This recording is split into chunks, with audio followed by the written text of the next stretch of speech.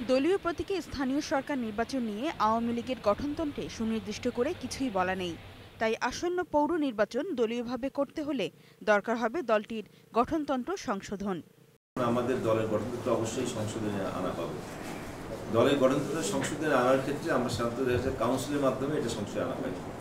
আমরা আশা করছি যে আমাদের ডিসেম্বরে পরবর্তী কাউন্সিল হবে, সেই কাউন্সিলে আমরা সিদ্ধান্তটা সংশোধনটা আমরা আনতে সক্ষম। আরপিও অনুযায়ী ওটার আলোকেই আমাদের গঠনতন্ত্রে প্রয়োজনীয় পরিবর্তন আমরা আনব।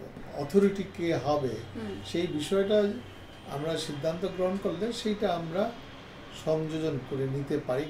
স্থানীয় সরকারের ভিন্ন স্তরের প্রার্থী বাছাই কেন্দ্রীয়ভাবে হবে না এজন্য গঠিত হবে ভিন্ন বোর্ড, তা নিয়েও রয়েছে অস্পষ্টতা।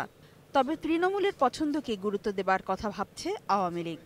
একটা পার্টিকুলার নমিনেশন বোর্ড এই পুরোটা কভার করতে পারবে বলে আমার মনে হয় না। আমার ধারণা হয় যে এই ক্ষেত্রে আমাদের বিভিন্ন টায়ারে নমিনেশন বোর্ড আমাদের স্থির করে দিতে হবে।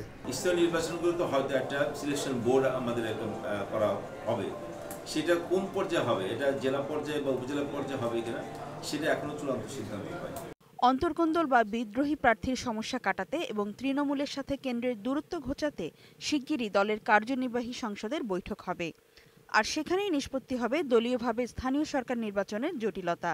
একথা জানিয়ে আওয়ামী লীগ নেতারা বলেন, চূড়ান্ত সিদ্ধান্ত নিতে নির্বাচন কমিশনের বিধিমালা পর্যন্ত অপেক্ষা করতে হবে।